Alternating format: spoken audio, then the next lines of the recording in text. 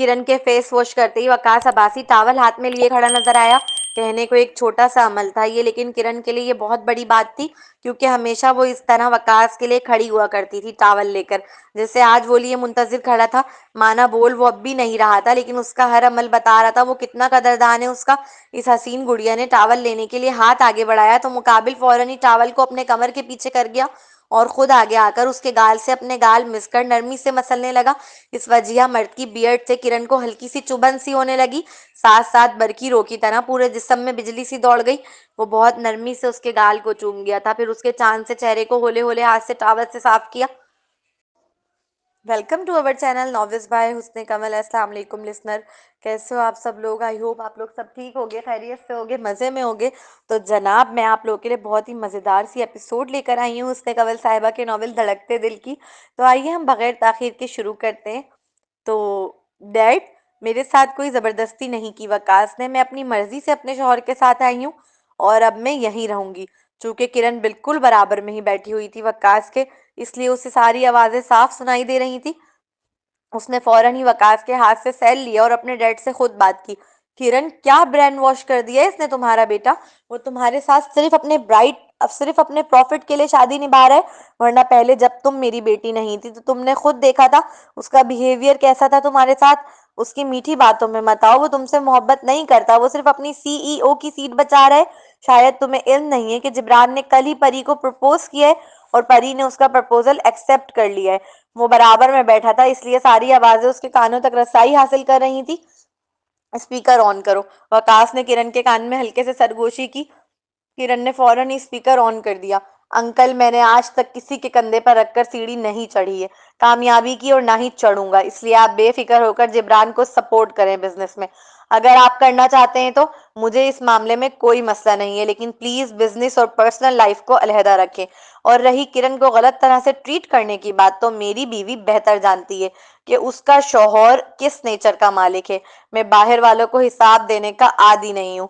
किरण उसके निडर जवाब पर उसे हैरत से तकने लगी थी। वो अंसार साहब से भी इसी तरह बात करता था, लेकिन तब किरण सोचती थी कि वो गरीब है, शायद इसलिए। लेकिन जब उसने सईद गनी जैसे अमीर और कबीर बिजनेसमैन से भी इसी तर्ज में बात की, तो किरण हैरान रह गई और उसे आज समझ आया कि वकास अब्बासी किसी के लिए भी नहीं बदलता। वो दुनिया के लोगों को जूते की नोक पे रखने वाला बंदा है। उसने कोई दलील नहीं दी, ना माफी मांगी। इस निडर मर्द ने तो साफ कहा कि उसकी बीवी और उसका मामला है, हिसाब नहीं देगा वो किसी को सिवाय अपनी बीवी के। बाहर वाला किसे कह रहे हो तुम? बाप हूं उसका। वकास का जवाब तो जैसे उनके तन बदन में हाथ सुलगा गया था। वो फौरन ही खड़े होकर चीखते हुए बोले, तो बाप बने ना, लड़ाका पुप्पो क्यों बन रहे? Oh my God, लड़ाका पुप्पो! वकास ने तो हद कर दी। उसने तो जैसे आग लगा दी थी पानी में। सईद गनी साहब सर से पांव तक तिलमिला उठे थे। किरण को शिद्दत से महसूस हुआ कि उसे इन दोनों की बात खत्म कराने की अशद जरूरत है, वरना यकीनन ससुर दामाद में वर्ल्ड वॉर शुरू हो जानी थी। वकास तो किसी का लिहाज रखने वाली चीज ही नहीं, इसलिए उसे ही बीच में आना था। वकास, तमीज से बात करो, डैड है मेरे। वो फौरन ही उसे आंखें दिखाकर घूरी से नवाजते हुए कान के पास मुंह लाकर आहिस्तगी से बोली। पहले इन्होंने शुरू किया। वो अपनी गहरी आंखों से उसे तकते जताकर बरहमी से गोया हुआ। उसकी गहरी आंखों का रो भी अलग था। किरण की पेशानी पर पसीना नमूदार हुआ। मेरी खातिर प्लीज। जब देखा कि बात गुस्से से नहीं बन रही तो फौरन ही जम गई। प्लीज, दुनिया जहाँ की मासूमियत और भोलापन अपने चेहरे पर तारी किए, वो आंखें टिमटिपाते खासा लचकदार अंदाज में मिन्नत करने लगी। वकास ने एक लम्हे के लिए आंखें मूंदी। बहुत मुश्किल था उसके लिए अपने गुस्से को काबू करना। आखिर मुकाबिल ने उसे गाली दी थी, उसके बाप का ताना दिया था, फिर खुद बात कर लो। लेकिन मैं बता दूं, कहीं नहीं जाने दूंगा मैं तुम्हें। अब अगर कोई तुम्हारी जानिब से या फिर मेरी जानिब से हमारे बीच आने की कोशिश करेगा तो उसे आड़े हाथों लेने में ये वकास अब्बासी देर नहीं लगाएगा। याद रखना। वो आखिरी जुमला खासा जताते शहादत की उंगली अपनी जानिब कर कतई लहजे में गोया हुआ। किरण वाकिफ थी, वार्निंग नहीं दे रहा वो वाकई तहस नहस कर देगा इस शख्स की दुनिया को जिसने उनके बीच में आने की गलती की। अब डोंट वरी हनी, मैं हम दोनों के गिर्द हिसार बांध लूंगी, फिर कोई नहीं आ पाएगा बीच में। अपनी दोनों गोरी बाहों का उस नौजवान की गर्दन के गिर्द हिसार बांधती वो कान के पास मुंह लाकर भराई व रुमानवी लहजे में पूरे एतमादी से बोली, वो घर टूट ही नहीं सकता जिसमें औरत ठान ले कि वो अपना घर टूटने नहीं देगी। खुदा ने औरत ने बड़ी बर्दाश्त रखी है। शौहर की गालियां खाकर, ससुर का गुस्सा बर्दाश्त कर, सास और नंदों के ताने सुन, देवर के जली कटी सुनकर जब वो औरत मुस्कुराते हुए घर से निकलती है तो आप क्या समझते हैं वो क्या है? यकीन करें वो उसकी हिम्मत व कुव्वत इरादी है, वो ससुराल की खुशहाली नहीं है। ना ना उसे गुमान करना, वो सिर्फ इस लड़की की बर्दाश्त है, इस नाजुक लड़की की जो कभी बाबा की लाडली कहलाती थी। बहुत वक्त बाद वकास को महसूस हुआ जैसे पुरानी किरण वापस आ गई हो, जो उस पर मोहब्बत लुटाती थी बगैर किसी हिसाब के। किरण, हेलो। कॉल अभी भी जारी थी लेकिन वो दोनों तो एक दूसरे की आंखों में महव थे। डैड, मैं वकास से बहुत मोहब्बत करती हूँ और हमारे दरमियान जितनी भी मिसअंडरस्टैंडिंग थी वो दूर हो चुकी है, इसलिए आप मेरी फिक्र ना करें। मैं आती हूँ शाम में आपकी तरफ, फिर बात करते हैं आराम से बैठकर। किरण ने उन्हें वक्ती तौर पर मुतमईन कर कॉल डिस्कनेक्ट कर दी। वो वाकिफ थी उसके वालिद को उसकी खुशी चाहते हैं और उसकी खुशी उसके शोहर के साथ थी। वकास ने आज कोई जल्दबाजी नहीं की, वो बहुत पुरसुकून अंदाज में उसे बाहों के हिसार में भरकर दोबारा लेट गया। किरण को खासा हैरत हुई थी, वो वक्त का पाबंद, घड़ी की टिक टिक पर चलने वाला बंदा आज इतना पुरसुकून कैसे लेटा हुआ था? मगर वो था, और क्यों करना होता? इस हसीन वक्त की आरजू में उसका दिल कितना तड़पा था ये वही जानता था। जब उसके पास सब कुछ था, दुनिया की हर नेमत, हर आसाइश, बस नहीं थी तो उसकी बीवी ही नहीं थी।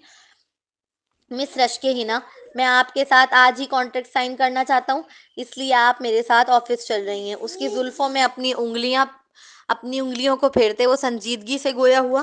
किरण ने हल्का सा चेहरा उठाकर उसकी जानिब देखा। क्या शान घट रही है कहने में कि मेरा साथ चाहते हो? वो खासा प्लेफुल अंदाज में पूछ रही थी, उसकी शर्ट के बटन से उलझते हुए। वो देख सकती थी मुकाबिल आज अपने हर काम पर उसे तरजीह दिए हुए। मुकाबिल ने कोई जवाब न दिया, अगले ही पल उसे बाहों में भरकर वॉशरूम की जानिब बढ़ गया। साथ चाहिए? टूथब्रश उसके आगे बढ़ाते नरमी से तस्दीक की। जवाबन वो हसीन लड़की मुस्कुरा दी। इन दोनों ने एक साथ दांतों को ब्रश करना शुरू किया। किरण बार बार आईने में देखती और मुस्कुराने लगती। वो पहली बार वकास का ये रूप देख रही थी, वरना इस जैसा मगरूर और एलिगेंट बंदा हमेशा फ्रेश होने के बाद ही वॉशरूम से बाहर आता था। किरण के फेस वॉश करते ही वकास अब्बा किरण के फ्रेश हो फेस वॉश करते ही वकास अब्बासी टावल हाथ में लिए खड़ा नजर आया। कहने को एक छोटा सा अमल था ये, लेकिन किरण के लिए ये बहुत बड़ी बात थी, क्योंकि हमेशा वो इस तरह वकास के लिए खड़ी हुआ करती थी, टावल लेकर, जैसे आज वो लिए मुंतजिर खड़ा था। माना बोल वो अब भी नहीं रहा था, लेकिन उसका हर अमल बता रहा था वो कितना कदरदान है उसका। इस हसीन गुड़िया ने टावल लेने के लिए हाथ आगे बढ़ाया तो मुकाबिल फौरन ही टावल को अपने कमर के पीछे कर गया और खुद आगे आकर उसके गाल से अपने गाल मिसकर नरमी से मसलने लगा। इस वजिया मर्द की बियर्ड से किरण को हल्की सी चुभन सी होने लगी। साथ साथ बरकी रो की तरह पूरे जिस्म में बिजली सी दौड़ गई। वो बहुत नरमी से उसके गाल को चूम गया था, फिर उसके चांद से चेहरे को होले होले हाथ से टावल से साफ किया। अब मैं बात लेकर आ रहा हूँ, जब तक तुम तैयार हो। लेकिन मुझे भी नहाना है, वो उजलस से बोली। कोई जरूरत नहीं है, मौसम बदल रहा है, फिर तुम बीमार हो जाओगी। वो सख्ती से मना करता टावल उसे पकड़ाकर चल दिया। वो सफेद रंग की स्कर्ट वो सफेद रंग की स्कर्ट, उस पर ब्लैक ब्लैक कोट और ब्लैक ही रंग का फ्लेपर जेबे तन किए, बालों को पोनी में केत कर लाइट मेकअप से खुद को जीनत देकर नीचे किचन की जानिब चल दी ताकि नाश्ता खुद तैयार करे अपने हाथों से। राबिया कहाँ है? नजर नहीं आ रही, क्योंकि राबिया तमाम सर्वेंट्स की हेड थी, इसलिए किचन में हमेशा मौजूद होती थी, लेकिन आज जब वो नहीं थी तो किरण ने फौरन ही उसकी कमी को महसूस किया। उसके सवाल करते ही मुलाजमा ने नजर झुकाकर जवाब दिया, मैम वो चोरी करती पकड़ी गई थी, इसलिए सर ने उसे जेल में डलवा दिया। मुलाजमा की बात सुन किरण खासा हैरान हुई, ऐसा कैसे मुमकिन था कि राबिया चोरी करती हुई पकड़ी गई हो? वो एक बहुत ईमानदार लड़की थी, इतना तो किरण भी अच्छे से वाकिफ थी, क्योंकि वो अक्सर घर से बाहर जाया करती थी राबिया पर पूरा घर छोड़कर, और उसने कभी भी नहीं देखा कि राबिया ने एक चीज इधर से उधर की हो। वो नाश्ता खाने के टेबल पर सजा रही थी जब उसकी नजर सीढ़ियों से उतरते उस वजाहत से माला माल नौजवान पर गई। उसके रेशमी बालों का पफ हर सीढ़ी के उतरने के साथ बाउंस करता दिखाई दे रहा था, जो आंखों को बहुत भा रहा था इस लड़की की। हुस्न की इंतहा थी इस नौजवान पर अपने रोबदार अंदाज में। जब वो चलता हुआ उसकी जानिब आया तो वो सांस थामे उसे तकने लगी। सफेद पैंट कोट और शर्ट में वो कयामत बर्पा कर रहा था, ऐसी कयामत के उफ, उसने इतना देखा जितना देखा जा सकता था। अब भला दो आंखों से और कितना देखा जा सकता था। बस ना चलता हो, हर लम्हा अपने शौहर पर वारी जाए। वो कलाई पर घड़ी बांधने के बाद जब उसने सिरसरी सी निगाह निगाह उठाकर सामने की जानिब देखा, तो इस दिलबरा की आंखों को खुद पर मुंजमद पाया। वो जिस तरह देख रही थी, वो नजरें उसे पुराने वक्तों की याद दिला गई, जिस पर उसके अनाबी होठों के किनारों पर बड़ी प्यारी सी मुस्कुराहट रक्स हुई। उसकी मुस्कुराहट के साथ गुड मॉर्निंग विश करते ही किरण हवासों में लौटी। गुड मॉर्निंग हनी, मुस्कुराकर जवाब देती वो अभी एक कदम ही चली थी कि वकास तेजी से आगे बढ़ा और उसके लिए चेयर खिसकाई। 1.5 साल की शादी में उसे याद नहीं पड़ता वकास ने कभी उसके लिए चेयर खिसकाई हो। वो थोड़ी देर मारे हैरत और बेयकीनी से उसे देखती रही। अल्लाह अल्लाह, क्या वो ख्वाब देख रही थी? उसे साकित खड़ा देख वो हल्का सा मुस्कुराता इस प्यारी सी लड़की की जानिब खुद आया। उसका हाथ पकड़कर उसे चेयर पर खुद बिठाने लगा, जिस पर वो बेख्तियार एक हसीन सी मुस्कुराहट अपने लबों पर सजा बैठी। कितने वक्त बाद वो दोनों साथ नाश्ता कर रहे थे। मैंने बनाया है, चलो शाबाश हनी, जल्दी से खाकर तारीफ करो। वो वाकिफ थी वैसे तो मुकाबिल दही दिए मुंह में बैठा रहेगा, इसलिए खुद ही फोर्स किया, अपना हक जताया। जैसे किसी बच्चे को मोहब्बत से ट्रीट करते हैं, बिल्कुल वैसे ही किया। जहनियत जो समझ चुकी थी उसकी, कम से कम मोहब्बत के मामले में ही सही। अच्छा है। उसके मुंह से तारीफ का अदा होना कोई आम बात नहीं थी। आदत ही नहीं थी किसी को सराहने की, गोया। लेकिन जब मुकाबिल ने इतने प्यार से कहा तो मुश्किल अपना गला साफ कर 2 लफ्जी तारीफ की। किरण उससे जबरी तारीफ सुन मजीद मुस्कुराने लगी। रोजाना एक तारीफी कलमा खुद पर लाजिम जान लो आज से मिस्टर वकास अब्बासी, क्योंकि इससे मुझे हौसला मिलेगा इस रिश्ते को मोहब्बत से बरकरार रखने का। उसकी प्यारी सी डिमांड सुन मुकाबिल ने संजीदगी से इस बात में सर हिलाया। लफ्जी तस्दीक चाहिए मुझे, वो जता कर बोली। ओके। चाय का कप मुंह से लगाकर वो अपनी मुस्कुराहट छुपाते गोया हुआ। वो जान ही नहीं सकती थी कभी कितना मिस किया था उसे, उसकी इन बातों को, उसके हक जताने को, उसकी मोहब्बत भरी फरमाइशों को, उसके हनी पुकारने को। लेट हो रहा है, चले मिस रश्के हिना। किरण ने महसूस नहीं किया था, लेकिन जब वो हसीन नौजवान उसे रश्के हिना कहकर मुखातिब करता था तो बड़ी इज्जत से करता था। अगर वो पूरी दुनिया भी घूम लेना तो भी अपने काम की इस नौजवान से ज्यादा किसी को इज्जत करने वाला नहीं पाएगी। वो तो पहले ही उसके लिए एक हीरा थी, अब तो वो अनमोल हो चुकी थी। 2 मिनट में कमरे से पर्स ले आती हूँ, वो अपनी चाय आधी छोड़ते हुए बोली। चाय फिनिश करो पहले। वो जो वक्त का पाबंद था, कभी आज उसके लिए सारी मसरूफियात और कामों को साइड में रख चुका था। अगला सीन, वो ऑफिस में दाखिल हुआ तो सिद्रा को सामने बैठा देख एक लम्हे के लिए हैरान हुआ। गुड मॉर्निंग सर, वो इस हैंडसम लड़के की ताजीम में फौरन ही खड़े होकर नजर झुकाए बोली। Good morning. वो भूल कैसे गया, कल ही तो उसके सेक्रेटरी ने बताया था कि वकास अब्बासी की बहन सिद्रा अब्बासी ट्रेनिंग पर आ रही है उसके पास। Please sit. वो इस बात में सर हिलाकर फौरन ही बैठ गई। उसने नजर न मिलाई, मिलाना तो दूर उठाने तक की जहमत ना की। 3-4 मिनट तक इन दोनों के दरमियान सिर्फ खामोशी का तबादला होता रहा। वो दोनों एक दूसरे के नाम की अंगूठी पहने हुए थे इस लम्हे, लेकिन उसके बावजूद अजनबियत की दीवार थी उनके दरमियान। इस दिन के लिए सॉरी। मैं वो बहुत नरम मिजाज शख्सियत का मालिक था, इसलिए वो सिद्रा की खामोशी को नाराजगी गुमान कर माजरत करने लगा। अभी वो बोल ही रहा था कि मुकाबिल तेजी से गंभीर लहजे में बोली। क्या हम प्रोफेशनल और पर्सनल लाइफ को अलग अलग रख सकते हैं? वरना मैं यहाँ काम नहीं कर पाऊंगी और मैं पाकिस्तान के नंबर 1 वकील के साथ ट्रेनिंग करना चाहती हूँ, चूंकि मेरा फ्यूचर ही मेरे लिए अब सब कुछ है। बिल्कुल रख सकते हैं। उसकी बात सुन मुकाबिल आहिस्तगी से गोया हुआ, साथ साथ उसकी नजरें सिद्रा के चेहरे का तवाफ करने लगी। वो कोई मेकअप में नहीं थी आज, और ना ही उसके लहजे में कोई लहक थी। मेकअप की तो खैर है, लेकिन ये जो उसके लहजे में लहक ना थी, यही काफी थी मुकाबिल को बताने के लिए कि उसमें बदलाव बदलाव आया है। ये केस की फाइल है, इसे अच्छी तरह स्टडी कर लें, फिर बात करते हैं। बाकी सब कुछ आपको मेरी सेक्रेटरी समझा देगी, नरमी से कहते उसने फाइल सिद्रा की जानिब बढ़ा दी, जिसे वो लेकर फौरन ही उठकर चल दी थी। उसने एक बार मुआविया की जानिब नहीं देखा, जबकि मुआविया उसे ही तकता रहा। आपको किसी शख्स की बहुत तवज्जो की आदत हो और वो शख्स अचानक ही आपको तवज्जो देना बंद कर दे, खास तौर पर तवज्जो देने वाली लड़की हो और लेने वाला लड़का हो, तो मामलात तो पहले ही नॉर्मल नहीं बचते। फिर रहा साहब, वो दोनों तो मंगेतर भी ठहरे। वो लाख कह ले उसे तवज्जो नहीं चाहिए, लेकिन उसे चाहिए थी, क्योंकि वो आदी था उसकी तवज्जो का, उसकी सताइशी नजरों का, उसके बेबाक और निडर मोहब्बत का, उसके लहक कर पुकारने का। अगला सीन, वो अपने क्लाइंट से बात करके वापस आ रहा था जब उसका गुजर कैंटीन के सामने से हुआ और उसकी नज़र सिद्रा और उसके साथ बैठे हुए तमाम मेंबर्स पर गई। आपको किसी भी केस के मुतालिक किसी भी किस्म की इंफॉर्मेशन चाहिए हो तो मुझसे फ़ौरन राब्ता कर लेना, बगैर किसी हिचकिचाहट के। मैं आपको लाकर दे दूंगा। कौन नहीं जानता था वकास अब्बासी की बहन सिद्रा अब्बासी को, अब्बासी खानदान की इकलौती बेटी को। क्योंकि मुआविया और सिद्रा की मंगनी अभी सिर्फ घर वालों और फैमिली फ्रेंड्स को ही पता थी, इसलिए लोग सिद्रा को अभी भी सिंगल गुमान कर अपने चांस में लगे थे। यकीनन पहले वाली सिद्रा होती तो किसी को मुंह भी ना लगाती, लेकिन अब वो बहुत अलग थी, बहुत बदली हुई। वो सबके साथ बैठकर खाना खा रही थी, कैंटीन में मामूली सा खाना।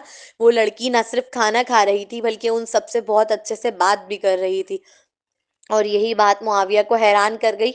वो मुआविया का लेफ्ट हैंड कहलाने वाला लड़का शाहजेब था, जिसने सिद्रा को मदद की ऑफर की थी। ओके शुक्रिया, अभी तो मुझे कोई खास ज़रूरत नहीं है, लेकिन अगर ज़रूरत पड़ी तो मैं आपको ज़रूर याद करूंगी। बस सिद्रा का मुस्कुराकर जवाब देना था कि मुआविया को अजीब सी चुभन महसूस हुई। वो कुछ लम्हे वो कुछ लम्हे उसे देखता रहा और फिर खामोशी से वहां से चल दिया। अगला सीन। फरा यार एक हेल्प कर दे, एमन के इल्तिजाइया अंदाज में कहते ही फरा ने फौरन लैपटॉप की स्क्रीन से नजर उठाकर उसकी जानिब देखा। और क्या हेल्प चाहिए तुम्हें मेरी? इंटरव्यू लेना है, सारे सवालात मैंने तैयार किए हैं, बस तुम्हें जाके हमारे गेस्ट का इंटरव्यू लेना है। बहुत मुश्किल से तारीख मिली है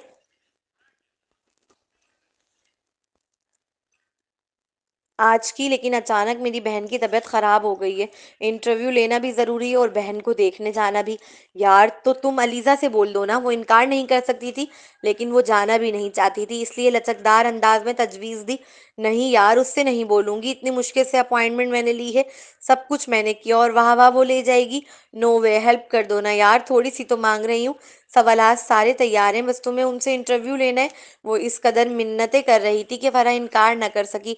चलो मुझे फाइल दो, मैं ले लूंगी। शुक्रिया यार, बहुत बहुत शुक्रिया, तुम तो बेस्ट हो। वो फौरन ही उसके गले लगकर मशकूर लहजे में बोली। अच्छा अच्छा, ज्यादा मक्खन लगाने की जरूरत नहीं है, फाइल दो। उससे फाइल ली तो पता चला 2 बजे का वक्त मुकर्रर है इंटरव्यू लेने का, जबकि 1 ऑलरेडी बज चुका था। वो फौरन ही उठी थी जाने के लिए।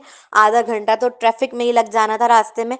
उसने जब फाइल में उस हस्ती का नाम पढ़ा जिसका इंटरव्यू लेना है, तो एक लम्हे के लिए साकित हुई और फिर हल्का सा मुस्कुरा दी। ये सोच के कोई गैर होगा तो इंटरव्यू लेने में मुश्किल होती, लेकिन ये तो उसका अपना शौहर है, वो आराम से ले लेगी। वो फौरन इंटरव्यू लेने निकल पड़ी थी, लेकिन रास्ते में उसके रक्शे का एक्सीडेंट हो गया। उसे फौरन ही हॉस्पिटल पहुंचाया गया था। उसके सर और कोहनी पर चोटें आई थी। डॉक्टर से चेकअप करवाकर पट्टियां बंधवाने के बाद जब वो अबू जर रहमान के ऑफिस पहुंची तो 4 बज चुके थे। मुझे अबू जर का इंटरव्यू। अभी वो आदत के मुताबिक उसे अबू जर कहकर डायरेक्ट मुखातिब कर बोल ही रही थी कि रिसेप्शनिस्ट ने उसे घूर कर देखा। मेरा मतलब सर अबू जर रहमान का इंटरव्यू लेना है, मेरी आज की अपॉइंटमेंट थी। वो फौरन ही अपने लहजे में इज्जत का दर्जा बढ़ाते अपने आने का मकसद बयान करने लगी। आपकी अपॉइंटमेंट 2 बजे की थी, ना कि 4 बजे की, वो रिसेप्शनिस्ट उजलत से मुंह बसोर कर जताते हुए बोली। लेकिन मेरा एक्सीडेंट हो गया था रास्ते में, इस वजह से मैं वक्त पर नहीं पहुंच सकी। वो फौरन ही अपने देर से आने की वजह बयान करने लगी। देखिए मैम, आपको टाइम 2 बजे का दिया गया था। अब सर मीटिंग रूम में, इसने मुआजरत की।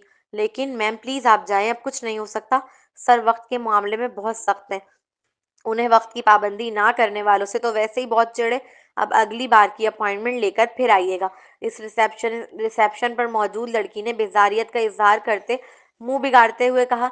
देखें, मेरा एक्सीडेंट हो गया था, मेरे सर पर पट्टी बंधी हुई है, इसके बावजूद मैं यहाँ आई हूँ क्योंकि अपॉइंटमेंट बड़ी मुश्किल से मिली थी। पहले भी वो मिन्नत करने पर उतरी क्योंकि अच्छे से वाकिफ थी कि एमन के लिए ये इंटरव्यू किस कदर इंपॉर्टेंट था। उनकी मीटिंग कब खत्म होगी कुछ पता नहीं, मीटिंग चाहे कभी भी खत्म हो, लेकिन आपको इंटरव्यू फिर भी नहीं मिलेगा क्योंकि आपको दिया टाइम ओवर हो चुका है मिस, इसलिए प्लीज आप अब जाएं यहाँ से। रिसेप्शनिस्ट के लाल झंडी दिखाने के बावजूद वो बाहर वेटिंग पर बैठ गई। उसके हाथ पाँव में बहुत तकलीफ हो रही थी, अब सर भी शदीद भारी। इसके बावजूद वो इंतजार करती रही। 2 घंटे के तवील इंतजार के बाद वो फिर रिसेप्शनिस्ट के पास गई। क्या मीटिंग खत्म हुई? जी। तो क्या आप मेरे लिए बात कर सकती हैं? मुझे उनके सिर्फ 5 मिनट चाहिए। वो फिर इल्तिजा करने लगी। Wait ma'am. उसे इतनी इल्तिजा करते देख उस रिसेप्शनिस्ट का दिल भी थोड़ा नरम पड़ा। उसने कॉल करके यही बताया कि मिस एमन आई हैं, जिनका अपॉइंटमेंट था 2 बजे का इंटरव्यू का। दूसरी जानिब से अबूजर के सेक्रेटरी ने फौरन इनकार कर दिया।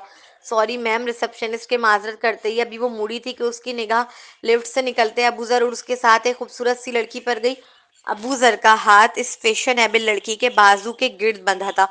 इन दोनों की नजरें मिली और बस नजर का मिलना था कि अबूजर ने सबसे पहले इस लड़की के बाजू से अपना हाथ हटाया, जबकि मुकाबिल उसे जज्बस होकर देखने लगी। कल अना और आज ये नई तितली, वो कैसे ना जलती, कैसे आग बगोला ना होती। ओ, तो ये वो मीटिंग है जिसमें मिस्टर अबूजर रहमान बिजी हैं। वो दांत पीसते हुए कहती, फौरन ही मुड़कर चल दी। उसका चेहरा मुकम्मल सुर्ख पड़ गया था। फरा, अबूजर फौरन ही उसके पीछे भागा। अगला सीन, वकास ने कहा था कि दोनों साथ चलेंगे वापस घर, इसलिए वो वेट कर रही थी उसके ऑफिस में बैठकर। अभी वो नॉवेल लिख रही थी कि सेल रिंग हुआ। टाइपिंग करने के चक्कर में कॉल गलती से रिसीव हो गई। रिसीव होने के बाद उसने देखा कि कॉल रक्षी खातून की है। अब कॉल काटना बुरी बात हो जाएगी, ये सोच उससे डरते डरते सेल कान से लगाया। किरण बेटा, मुझे तुमसे बहुत ज़रूरी बात करनी है, हो सके तो अभी मेरे घर आ जाओ। वो डर गई। क्या वकास ने नहीं कहा था कि वो खुद उनसे बात करेगा? दादू, वकास, अभी वो बोलती इससे कबल मुकाबिल तेजी से बोली, किरण कुछ बातें हम दोनों के दरमियान होना बहुत ज़रूरी है अब, वरना वकास बहुत जल्द अपनी सीईओ की सीट खो देगा। और यकीन करो, यही वो वक्त है जब तुम वकास से अपनी मोहब्बत का सबूत दे सकती हो। वो तुम्हें शायद बता नहीं रहा, लेकिन उसकी सीट अब खतरे में है। और बीवी होने के नाते तुम्हारा फ़र्ज़ बनता है कि तुम इस मुश्किल के वक्त पर अपने शौहर के लिए कुर्बानी दो। क्या तुम नहीं जानती कि वकास ने कितनी मेहनत की है इस मुकाम पर पहुंचने के लिए? मैं नहीं आ सकती आपसे मिलने, सॉरी। वो तैयार न हुई। अभी तो उसने अपने शौहर के साथ एक खुशहाल जिंदगी का आगाज किया था। वो अपना शौहर छोड़ना नहीं चाहती थी। ठीक है, तुम मत आओ, मगर मेरी बात गौर से सुन लो किरण, वो तुमसे बड़ी मोहब्बत करता है, इसलिए तुम्हारे भांज होने के बावजूद वो तुम्हें छोड़ने के लिए तैयार नहीं। वो अपना फ्यूचर, अपनी सारी मेहनत तुम पे कुर्बान कर रहा है। उसकी बेलौस मोहब्बत के बदल में क्या तुम्हारा कोई फर्ज नहीं बनता? मैं तुमसे ये नहीं कह रही कि वकास को छोड़ दो, मैं सिर्फ इतना कह रही हूँ कि उसकी दूसरी शादी करा दो ताकि उसे वारिस मिल सके। एपिसोड पर अच्छे से रिव्यू दीजिएगा लाजमी आप लोग। और आज की एपिसोड बहुत अच्छी थी, मज़ेदार थी। वकास भी एक लविंग बंदा है, केयरिंग बंदा है, और चलो उसने जताना भी शुरू कर दिया। तो मिलते हैं नेक्स्ट एपिसोड में, जब तक के लिए मुझे इजाज़त दीजिए, दुआओं में याद रखिएगा। अल्लाह हाफिज़।